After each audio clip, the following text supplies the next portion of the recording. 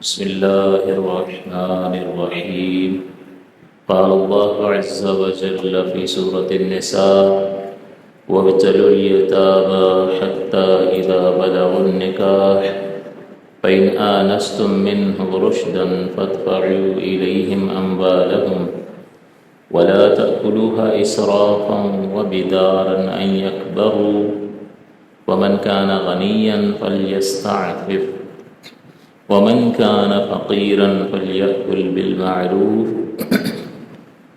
وإذا دفعتم إليهم أموالهم فأشهدوا عليهم وكفى بالله حسيبا. صدق الله العلي العظيم وصدق رسوله النبي الأمين. سورہ نساء آیت نمبر 6. اس سے ماقبل آیات میں یتیموں کی پرورش کا اور ان کے جو اموال ہیں ان کی دیکھ بھال کا طریقہ کار اللہ تعالیٰ نے ذکر فرمایا اور اس کی حفاظت کے سلسلے میں احکام ارشاد فرمایا. چنانچہ اس سے پہلی آیت میں اللہ تعالیٰ نے فرمایا کہ وَلَا تُؤْتُوا السُّفَهَاءَ أَمْوَالَكُمْ، کہ کم عقلوں کو اپنے مال نہ دو، اور کیونکہ اگر کم عقل ہوں گے تو وہ اس کو بے درے خرچ کر کے ختم کر دیں گے. لہٰذا مال کی حفاظت کا حکم فرمایا کہ اپنی نگرانی میں رکھو، اور آگے فرمایا وَارْزُقُوهُمْ فِيهَا وَاكْسُوهُمْ، کہ اس مال میں سے ان پر خرچ کرو، یعنی ان کی خوراک پر خرچ کرو. وَاكْسُوهُمْ فِيهَا، اور انہیں لباس پہناؤ. وَقُولُوا لَهُمْ قَوْلًا مَعْرُوفًا، اور انہیں اچھی بات کہو، یعنی ان کو یہ تسلی دلاؤ کہ یہ مال تمہارا ہی ہے، جیسے ہی تم بڑے ہو جاؤ گے، قابل ہو جاؤ گے، تو یہ مال تمہارے حوالے کر دیا جائے گا. اس آیت کے بعد آج جو آیت تلاوت کی ہے، اس میں اللہ تبارک و تعالیٰ نے، یعنی سابقہ آیات میں اللہ تعالیٰ نے یہ پہلے حکم فرمایا کہ یتیموں کو ان کا مال دے دو، پھر مہر کا بھی ذکر فرمایا کہ خوش دلی کے ساتھ عورتوں کو ان کا مہر دے دو.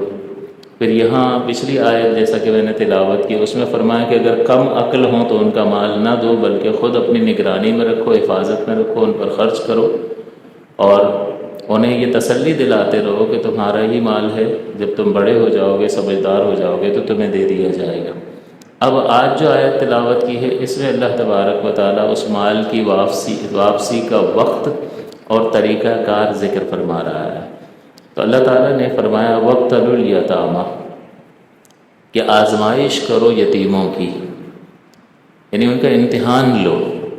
اس سے یہ معلوم ہوا کہ مال ایک اہم ترین چیز ہے اور اس کی حفاظت کرنا ضروری ہے. اسی لیے اسراف سے منع کیا گیا. اسراف مال کو اس طرح سے خرچ کرنا کہ جس میں نہ کوئی دنیاوی نفع ہو نہ آخرت کا نفع ہو، تو ایسا مال خرچ کرنا، اس طرز پر مال خرچ کرنا اسراف کہلاتا ہے. اور اللہ تعالیٰ نے فرمایا کہ اللہ تعالیٰ اسراف کرنے والوں کو پسند نہیں فرماتا. تو اسراف کا مطلب یہ ہوتا ہے کہ اللہ کی نعمت کو اس طرح خرچ کرنا کہ نہ اس میں کوئی دنیاوی نفع ہو نہ آخرت کا نفع ہو، تو ایسا خرچ جو ہے وہ اسراف کہلاتا ہے. تو اللہ تعالیٰ نے مال کی گویا کہ حفاظت کا حکم دیا کہ مال اہم ہے، اس سے بہت سارے انسان کے کام ہوتے ہیں، چنانچہ اس کی حفاظت کا حکم دیا. بعض اوقات لوگ جو ہے بڑی دلیری کا مظاہرہ کرتے ہیں، یہ اللہ اور دے دے گا. جی بالکل دے دے گا، اگر وہ چاہے گا تو دے دے گا، لیکن جو آپ کے ہاتھ میں آ گیا ہے وہ یقینی ہے، اور اللہ دے دے گا آگے مستقبل میں، تو اس نے مقرر کر رکھا ہوگا تو دے دے گا، اور نہیں کیا ہوگا تو نہیں بھی دے گا. تو مستقبل میں ملے نہ ملے یہ غیر یقینی چیز ہے، لیکن جو ہاتھ میں آ گیا ہے اس کو سنبھالنا ضروری ہے، اور اس کی حفاظت ضروری ہے، اور اس کو میانہ روی کے ساتھ اچھے طریقے سے خرچ کرنا ضروری ہے، ورنہ بعض اوقات انسان کو اس سلسلے میں پچھتاوا ہوتا ہے. تو مال کی حفاظت کا یہاں حکم ارشاد فرمایا، اور فرمایا وَابْتَلُوا الْيَتَامَى، اور ان کی آزمائش کرو.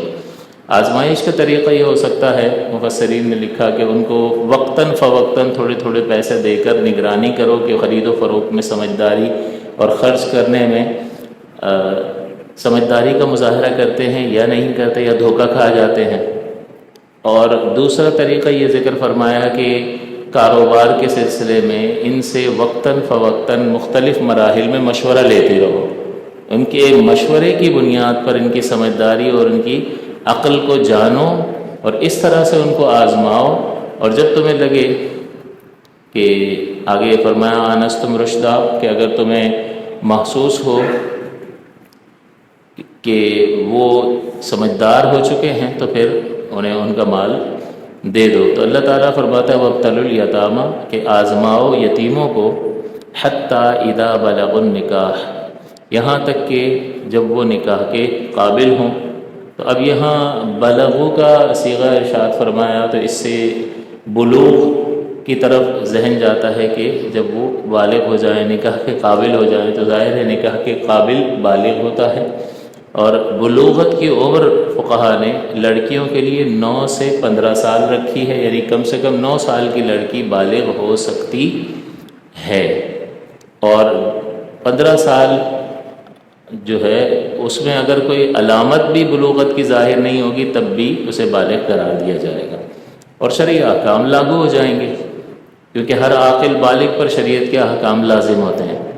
اور لڑکا جو ہے اس کی عمر بلوغت کی 12 سے لے کر 15 سال ہے، تو 12 سال میں لڑکا بالغ ہو سکتا ہے اگر بلوغت کے آثار ظاہر ہو جائیں، اور اگر کوئی اثر ظاہر نہیں ہوتا تو پھر 15 سال کی عمر میں اس کے بھی بالغ ہونے کا حکم کر دیا جائے گا، اور احکام شرعیہ اس پر لازم ہو جائیں گے۔ لڑکے کے بالغ ہونے کی علامت احتلام ہے اور انزال ہے، اور لڑکی کے بالغ ہونے کی علامت احتلام ہے، حیض ہے اور حمل ہے۔ تو ان تینوں علامات میں سے کوئی علامت ظاہر ہو تو لڑکی کو بالغہ تصور کیا جائے گا، اور لڑکے میں 2 علامات میں سے کوئی علامت نظر آئے تو اس کو بالغ تصور کیا جائے گا۔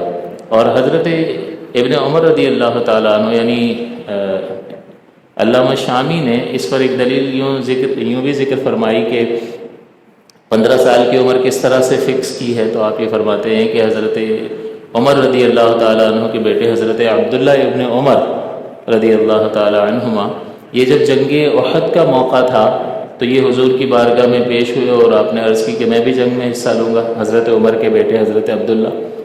تو اس وقت ان کی عمر 14 برس تھی، تو حضور نے واپس کر دیا، منع کر دیا۔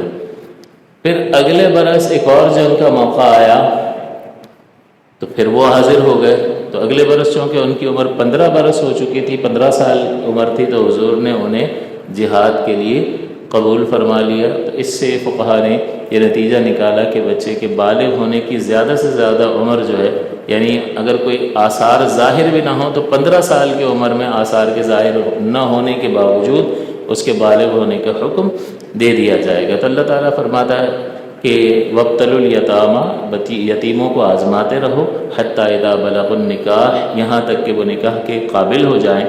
فإن آنستم منہ رشدا، ظاہر ہے کہ جب آزماؤ گے، جب ٹیچر امتحان لے گا تو 2 نتیجے نکلیں گے، یا کامیاب یا ناکام۔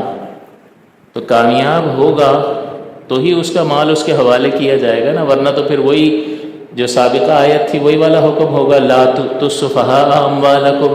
اس سے پہلی آیت میں آپ کو بتایا کہ کم عقلوں کو ان کے مال نہ دو، تو یہاں پر عقل مندی ہی کو جانچا جا رہا ہے۔ تو بعض کامیاب ہو جائیں گے تو پھر حکم ہوگا کہ ان کو ان کا مال دے دو، اور بعض جو ہے ابھی بھی کند ذہن ہوں گے، کم عقل ہوں گے، تو ظاہر ہے کہ پھر ان کا مال روک لیا جائے گا۔ تو اللہ تعالیٰ یہاں رزلٹ کا گویا کہ ذکر فرما رہا ہے، فَإِنْ آنَسْتُم مِّنْهُمْ رُشْدًا، کہ اگر تم ان میں ان کی سمجھ کو ٹھیک پاؤ، یعنی کاروبار وغیرہ کی سمجھ اور پیسہ خرچ کرنے کے معاملے میں، پیسہ سنبھالنے کے معاملے میں، پیسے کی قدر کرنے کے معاملے میں ان میں تم سمجھداری پاؤ، فَادْفَعُوا إِلَيْهِمْ أَمْوَالَهُمْ، تو دے دو، فَادْفَعُوا تو دے دو تم، إِلَيْهِمْ انہیں، أَمْوَالَهُمْ ان کے مال، انہیں ان کے مال اب واپس کر دو۔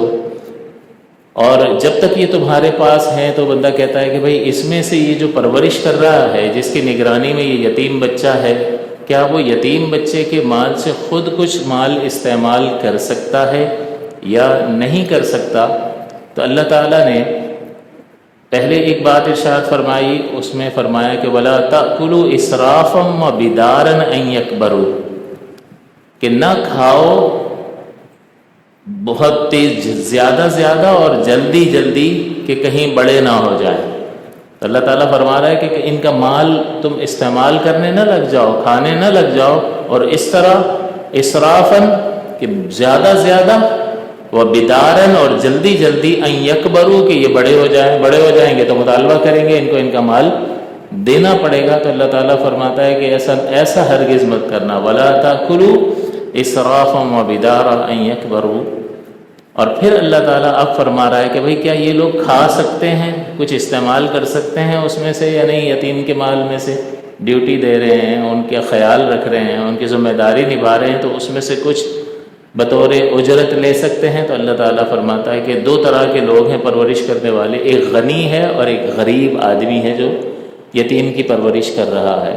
تو غنی کا حکم ارشاد فرمایا ومن کان غنیًا، اور بس وہ جو غنی ہو فلیستعفف، تو اسے چاہیے کہ وہ بچے یتیم کے مال سے، وہ اس میں سے نہ لے، وہ اپنی رقم خرچ کرے اور ان کے مال سے خود پر خرچ نہ کرے.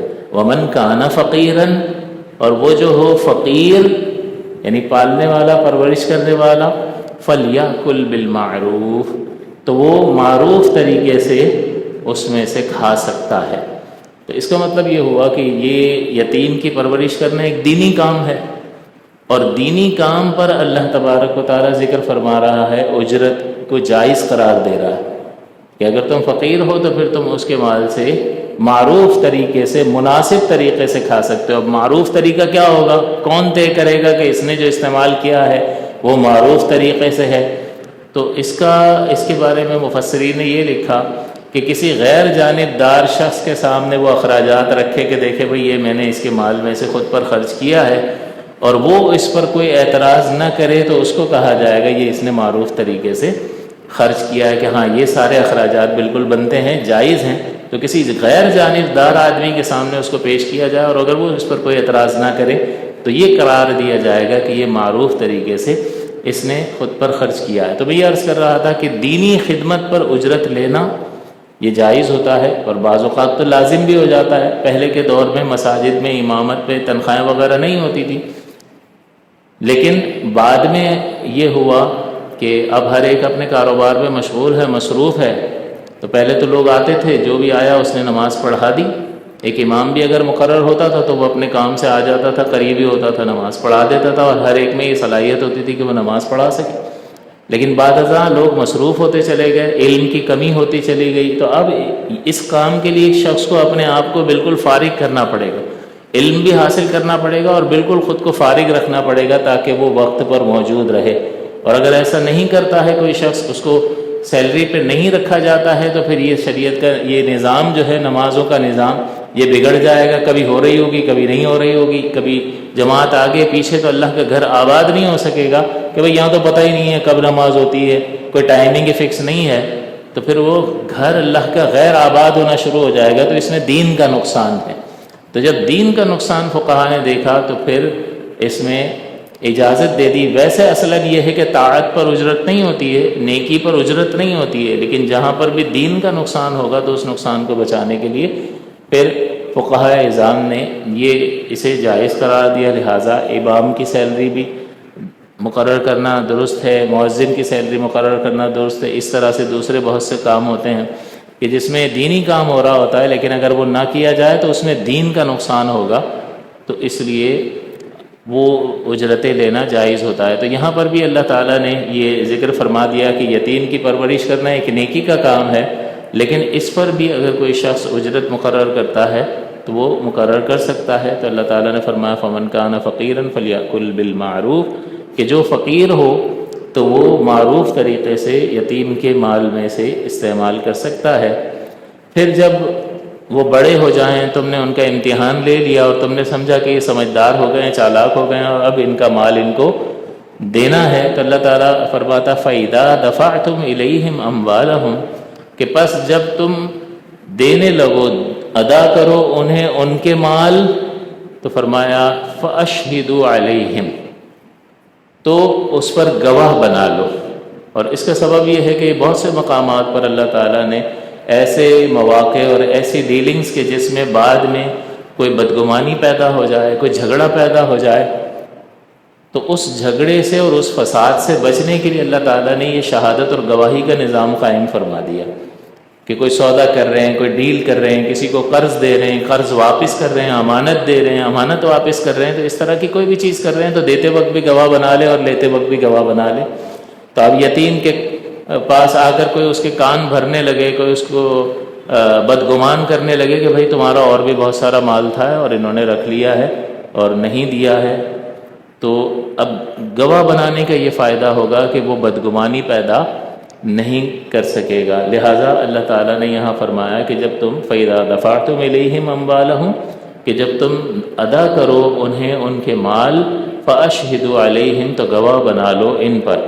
یہاں پر ایک مزید بات کہ اللہ تعالیٰ نے امر کا صیغہ استعمال فرمایا، اشہدوا، گواہ بنا لو، لیکن یہ امر جو ہے کسی اس کو گواہ بنانے کو لازم قرار دینے کے لیے نہیں ہے، بلکہ ایک مشورے کے طور پر ہے کہ بھئی تمہارے لیے بہتر ہے، جھگڑے سے بچنا چاہتے ہو، بدگمانیوں سے بچنا چاہتے ہو، آگے مسائل سے بچنا چاہتے ہو، تو بہترین راستہ یہ ہے کہ گواہ بنا لو۔ تو اس میں گویا کہ مشورہ دیا جا رہا ہے، تو اگرچہ یہ آرڈر کی طرح کا لفظ ہے، یعنی امر کا صیغہ ہے، لیکن یہ استحبابی حکم ہے کہ یہ دیتے وقت اگر گواہ بنا لیں گے تو مستحب ہے، ثواب بھی ملے گا اور آگے کے جھگڑوں سے بھی بچ جائیں گے۔ لیکن اگر کسی نے ادا کر دیا اور گواہ نہیں بنایا تو کیا وہ گناہگار ہوگا؟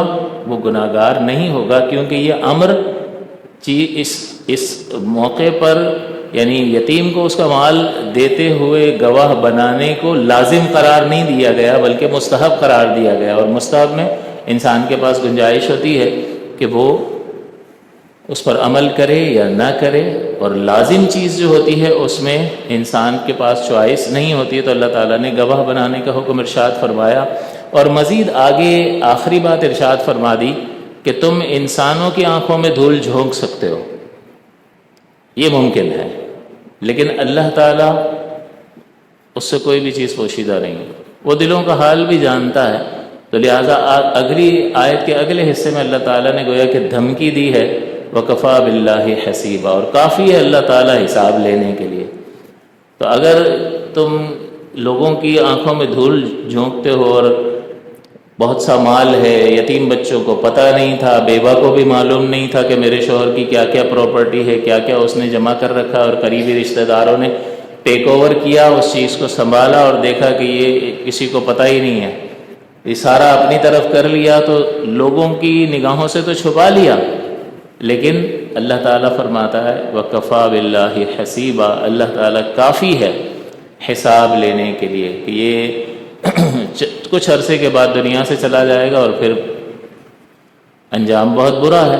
اور حضور نے فرمایا کہ حرام کا مال اگر خرچ کرتا ہے تو وبال ہے اس کے لیے، اور اگر صدقہ کرتا ہے تب بھی وبال ہے اس کے لیے، اور اگر اس کو بچا کر چھوڑ جاتا ہے ورثہ کے لیے تب بھی اس کے لیے کوئی فائدہ نہیں ہے، کہ اس سے وارث فائدہ اٹھائیں گے اور جواب اس کو دینا پڑے گا۔ تو یہ رشوتیں لینے والے، حرام کھانے والے، لوگوں پر ظلم کرنے والے، لوگوں کی وراثتوں کا، بہنوں کا حق دبانے والے، کہ تمہیں ابا نے جہیز میں دے دیا تھا، اب کوئی تمہارا حصہ نہیں ہے، تو وہ بیچاری اگر طاقتور نہیں ہے، کچھ نہیں کر سکتی ہے، تو اللہ تو ہے نا، اللہ تو ہے۔ اور ایک بات یاد رکھنی چاہیے کہ جو یہاں پر کمزور ہے وہ میدان محشر میں طاقتور ہوگا، تو پھر تو کوئی دھمکی، کوئی دھونس، کچھ بھی نہیں چلے گا۔ آج یہاں اگر کوئی کچھ کرے تو اس کو اپنی طاقت کا زور دکھا کر انسان دبا سکتا ہے، انسان خوف زدہ ہو جاتا ہے، فیملی والا ہوتا ہے، خاندان ہوتا ہے، بچے ہوتے ہیں، وہ ڈر جاتا ہے۔ تو یہاں تو ڈرا لے گا لیکن آخرت میں نہیں ڈرا سکتا ہے، لہذا کسی بھی وقت موت آ سکتی ہے، انسان کو اس سلسلے میں خدا کا خوف کرنا چاہیے۔ اور اللہ تعالیٰ نے آگے جا کر یہ بھی بیان فرمایا ہے کہ اگر تم مر جاؤ اور تمہارے چھوٹے چھوٹے بچے ہوں تو تمہارے دل میں کیا تمنا ہوگی کہ ان کے ساتھ کوئی دھوکہ نہ کرے، ان کے ساتھ کوئی برائی نہ کرے، کیونکہ ذرا انسان بیمار ہوتا ہے اور بچے چھوٹے ہوں تو اس کو اپنی فکر بعد میں ہوتی ہے، بچوں کی فکر پہلے، ان کا ہوگا کیا۔ ایک بھی چھوٹا ہوتا ہے تو اس کو فکر ہو جاتی ہے کہ اس کا کیا ہوگا۔ میں نے ایک شخص کو دیکھا بستر مرگ پر، یعنی بظاہر تو صحیح نظر آ رہے تھے لیکن بہرحال دن بہت کم رہ گئے تھے ان کے، تو وہ اپنے چھوٹے بیٹے کے متعلق بڑے پریشان رہتے تھے۔ وہ تھا 10-11 سال کا، تو وہ اپنے بڑے بیٹے کو یہ کہتے ہوئے اکثر کہ یار اس کا خیال رکھنا، اس کا خیال رکھنا، بہت چھوٹا ہے۔ تو باپ کو پتہ ہے کہ میرا سایہ اٹھا نہیں کہ یہ بالکل بے یار و مددگار ہو جائے گا، کوئی اس کے سر پر ہاتھ بھی نہیں رکھے گا، محبت سے پیار سے اسے پچکارے گا بھی نہیں، گلے بھی نہیں لگائے گا اس کو.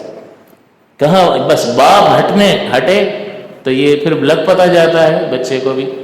تو اب وہ باپ کو اولاد کی فکر پہلے ہو جاتی ہے، اپنی فکر بعد میں اس کو ہوتی ہے.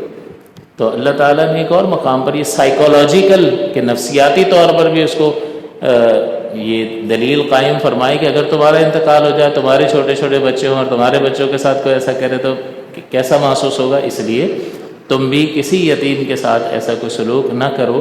تو بہرحال اگر کوئی کرتا ہے تو اللہ تعالیٰ نے فرمایا اللہ کی پکڑ سے نہیں نکل سکتا. وکفیٰ باللہ حسیبا، اور اللہ تعالیٰ کافی ہے حساب لینے کے لیے. اس آیت مقدسہ کے بعد پھر اللہ تعالیٰ نے جو لوگ انتقال کر جاتے ہیں ان کے مال میں جو حصہ مقرر فرمایا ہے اس میں حقداروں کا بیان فرمایا. تو ابتدائی طور پر اللہ تعالیٰ نے یہ ذکر فرمایا کہ للرجال نصیب مما ترک الوالدان والاقربون. للرجال مردوں کے لیے، نصیب حصہ ہے، مما ترکا اس مال میں جو چھوڑ جائیں، والدانی والاقربون والدین اور قریبی رشتہ دار. تو اللہ تعالیٰ نے فرمایا کہ جو قریبی رشتہ دار اور والدین چھوڑ کر چلے جاتے ہیں اس میں مردوں کا حصہ ہے. ٹھیک ہے جی. عورتوں کا اللہ تعالیٰ نے بعینہ ہی وہی الفاظ استعمال فرمائے، بس للرجال کی جگہ للنساء کا لفظ ہے. چنانچہ اگلے حصے میں فرمایا وللنساء نصیب، اور عورتوں کے لیے بھی نصیب ہے یعنی حصہ ہے، مما اس مال میں سے جو ترکا چھوڑ گئے، والدانی والاقربون والدین اور قریبی رشتہ دار. اب کوئی یہ بھائی آ جاتے ہیں قبضہ کر کے بیٹھے ہوتے ہیں، بھائی کے ہاتھ میں کنٹرول ہوتا ہے، بہن کی شادی ہو گئی وہ اس کو جواب ہی نہیں دے رہے. اللہ نے فرمایا مردوں کا بھی حصہ ہے، عورتوں کا بھی حصہ ہے. کیوں آپ کیوں لے رہے ہو؟ اس لیے کہ آپ بیٹے ہو، تو پھر ان کا آپ کا باپ تھا تو پھر اس کا باپ نہیں تھا، تو رشتہ داری تو دونوں کی طرف ہے. اور وراثت کا حق جو ہے وہ ثابت ہوتا ہے قرابت کی وجہ سے.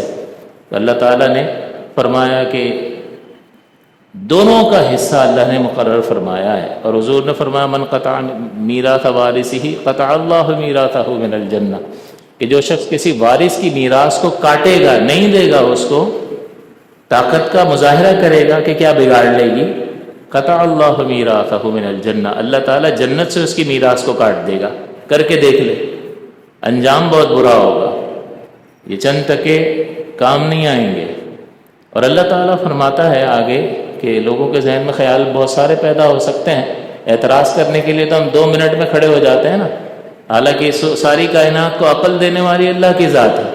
اتنے بڑے بڑے سائنسدان، اتنے چیمپئنز کہاں پہنچا دیا. آدم علیہ السلام کے دور کو دیکھو اور آج انسان کہاں پہنچا ہے. اس کو عقل اور سمجھ اور شعور اللہ نے دیا ہے. اللہ ہی پر اعتراض کر رہا ہوتا ہے. بھئی اس نے جو احکام نازل کیے ہیں تم اس کو چیلنج کیسے کر سکتے ہو؟ اس کی وسعت علمی تو انتہا کو ہے، اس کو کوئی چیلنج نہیں کر سکتا ہے. تو اب اللہ تعالیٰ نے، کوئی کہتا ہے بھئی ابا نے چھوڑا ہی کیا ہے کہ یہ بھی آ کے کھڑی ہو گئی ہے، اب کیا ہم گھر بیچ کے روڈ پہ آ جائیں؟ آپ کو آنا پڑے گا، یا تو آپ گھر کی قیمت لگا کے اس کا حصہ اس کو دے دو اور خرید لو، اس کا حصہ اپنی طرف کر لو، اور اگر نہیں ہے پیسے تو گھر بیچنا پڑے گا، اس کو اس کا حصہ دینا پڑے گا، اور پھر جو باقی رقم بچتی ہے اس میں آپ چھوٹا اپنا گھر لے لو، اپنی دنیا آپ پیدا کر. اگر زندوں میں باپ چھوڑ کر نہیں جاتا تو کیا کرتا؟ اپنے بلبوتے پر جیتا نا. تو بس جو مل گیا ہے وہ اس پر گزارا کرو. باپ چھوڑ کر ہی گیا، ابا کیا چھوڑ کر گئے، اس میں آئے گا کیا؟ سب کو بانٹ دیں گے تو بھئی ٹھیک ہے تم نہ رکھو، اس کو سارا دے دو. نہیں، وہ نہیں کرنے کے لیے تیار ہے، سب اپنے پاس رکھنے کے لیے تیار ہے. اس بیکار قسم کی دلیل کی بنیاد پر اللہ تعالیٰ نے اس کا قلع کما کر دیا اور فرمایا مما قل منہ او کثر. مال والدین نے اور قریبی رشتہ داروں نے تھوڑا سا چھوڑا ہو یا زیادہ چھوڑا ہو. للرجال نصیب وللنساء نصیب، مردوں کا بھی حصہ ہے اور عورتوں کا بھی حصہ ہے. ابا نے چھوڑا ہی کیا ہے، اس میں بچے گا کیا؟ پھر ہم کیا روڈ پہ آ جائیں؟ یہ تمہارا مسئلہ ہے، یہ خود حل کرو. اللہ تعالیٰ فرماتا ہے مما قل منہ او کثر، کہ وہ مال تھوڑا ہو یا زیادہ ہو دینا ہی پڑے گا. نصیبا مفروضا، یہ حصہ مقرر شدہ ہے، تو مقرر کرنے والی ذات کون سی ہے؟ اللہ تعالیٰ کی ذات اقدس ہے، تو اللہ کی ذات نہیں۔ اور یہ وراثت ایسا ٹاپک ہے کہ اس کے اکثر ساری چیزیں جو ہیں اللہ تعالیٰ نے واضح طور پر اس کو اتنے دے دو، اس کو اتنے دے دو، اس کو یہ حصہ دے دو، اس کو حصہ دے دو، سارا قرآن عظیم میں بیان کر دیا تاکہ کوئی جھگڑا ہی نہ ہو کہ اللہ کا فیصلہ ہے۔ نصیبا مفروضا، یہ مقرر شدہ ہے اللہ کی طرف سے، باندھا ہوا حصہ ہے، کوئی اس کو کم نہیں کر سکتا، کوئی اس کو ختم نہیں کر سکتا۔ ابا نے تو جہیز میں دے دیا تھا اس کو، تو جو کچھ زندگی میں دیا جاتا ہے اس کا تعلق تقسیم وراثت سے نہیں ہوتا۔ زندگی میں جو کچھ بھی دیا وہ گفٹ ہے، اس کو ہبہ کہا جاتا ہے۔ اور مال وراثت تو مال وراثت بنتا ہی انتقال کے بعد ہے، تو یہ انتقال کے بعد مال وراثت بنے گا، اور اللہ تعالیٰ مال وراثت میں ہر ایک کا حصہ بیان فرما رہا ہے۔ لہٰذا ابا جی نے کتنا بھی جائیداد میں سے حصہ جہیز کے طور پر بچی کو دے دیا ہو وہ مائنس نہیں کیا جائے گا، بلکہ اب جو کچھ وہ چھوڑ کر گئے ہیں اس کو شرعی قوانین کے مطابق تقسیم ہوگا۔ 4 حقوق اس سے متعلق ہوں گے۔ سب سے پہلے میت کے مال سے تجہیز و تکفین کی جائے گی، دوسرا کوئی قرض ہوگا تو وہ ادا کریں گے، تیسرا غیر وارث کے حق میں اگر کوئی وصیت کی ہوگی تو 1/3 تک وہ وصیت پوری کی جائے گی، اور پھر اس کے بعد یہ 3 حقوق ادا کرنے کے بعد اب جو کچھ بچے گا وہ تمام وارثوں میں ان کے بیان کردہ جو قرآن میں حقوق بیان ہوئے ہیں ان کے بیان کردہ حقوق کے مطابق تقسیم کر دیا جائے گا۔ اگلی جو آیات ہے انشاءاللہ اگلے درس میں وراثت سے متعلقہ جو اللہ تعالیٰ نے آیات نازل فرمائی ہیں کس کو کتنا حصہ دینا ہے اس کا بیان شروع ہو رہا ہے، تو انشاءاللہ اس سلسلے میں ان آیات کے ضمن میں وہ ساری تفسیر انشاءاللہ ذکر ہوگی۔ یہ ایک سوال کیا گیا ہے کہ بس میں اگر سفر کر رہے ہوں اور بہت دفعہ بولنے کے باوجود بس والا بس نہ روکے تو کس طرح نماز ادا کی جائے، اور جو بس میں نماز پڑھیں گے وہ دوبارہ پڑھنی ہوگی؟ تو دیکھیں اگر کوئی شخص اس طرح کا مسئلہ ہو جائے تو نماز آپ وقت میں ادا کر لیں، پھر اپنی سیٹ پر بیٹھے بیٹھے نماز ادا کر لیں۔ سوال یہ پیدا ہوتا ہے وضو کا کیا کریں گے؟ تو وضو کے لیے پانی وہاں گرا نہیں سکتے، اگر پانی ہو بھی تو کریں کیا؟ تو اس لیے فقہاء نے یہ علماء بیان کرتے ہیں آج کل کہ اپنے سامان میں ایک چھوٹا سا پتھر رکھ لیں تاکہ اس پتھر سے تیمم کریں اور پھر وہیں سیٹ پر بیٹھے بیٹھے اشارے سے رکوع اور سجود کرتے ہوئے اپنی نماز کو پڑھ لیں تاکہ نماز قضا نہ ہو۔ اور چونکہ یہ انسان کی جانب سے یہ رکاوٹ پیدا ہوئی ہے لہٰذا بعد میں اس نماز کو دوہرا لیا جائے، لیکن نماز اپنے وقت میں پڑھنی ہوگی۔ کہ بھئی یہ روک نہیں رہا ہے اب میں کیا کروں، اب قضا کر دیتا ہوں، نہیں، یہ درست نہیں ہے۔ آپ کو اس کو فورس کرنا ہوگا، اگر پھر بھی نہیں روک رہا، جنگل کا ہے علاقہ اور خطرہ ہے، نہیں روک سکتے، یہ بھی مسائل ہو سکتے ہیں، وہ روکنا چاہتا ہے لیکن وہ اس وقت اتنے لوگوں کو خطرے میں نہیں ڈال سکتا، تو پھر ٹھیک ہے، آپ جس حال میں ہیں اس حال میں آپ نماز ادا کریں گے اور بعد میں اس کو دوہرا لیں گے۔ اگلا سوال ہے اگر کسی کمپنی میں اگر میں اپنی کمپنی کے لیے کچھ سامان خریدنے جاؤں ملازم، اور مجھے مارکیٹ سے کم ریٹ میں وہ چیز مل جائے تو کیا میں کمپنی کو مارکیٹ ریٹ میں وہ چیز دے دوں اور اضافی رقم خود رکھ لوں؟ تو دیکھیں یہ جو ملازم ہوتا ہے کمپنی اس کو اگر کوئی چیز خریدنے کے لیے بھیجتی ہے تو یہ کمپنی کا نمائندہ ہوتا ہے، اس کو وکیل کہتے ہیں، اور وکیل جو بھی کام کرتا ہے وہ موکل کا کام کہلاتا ہے، موکل کا عمل کہلاتا ہے۔ جیسے نکاح میں لڑکی قاضی صاحب کو وکیل بنا لیتی ہے تو اب لڑکی تو نہیں آتی، قاضی صاحب اس کی طرف سے بولتے ہیں یعنی کہ میں نے اپنی موکلہ کو آپ کے نکاح میں اتنے مہر کے عوض دیا، آپ نے قبول کیا، وہ قبول کر لیتا تو لڑکی نے کہاں بولا؟ تو وہ یہ وکیل صاحب یہ قاضی صاحب جن کو وکیل بنایا ہے لڑکی نے، ان کا بولنا لڑکی کا ہی بولنا تصور ہوگا اور نکاح ہو جائے گا۔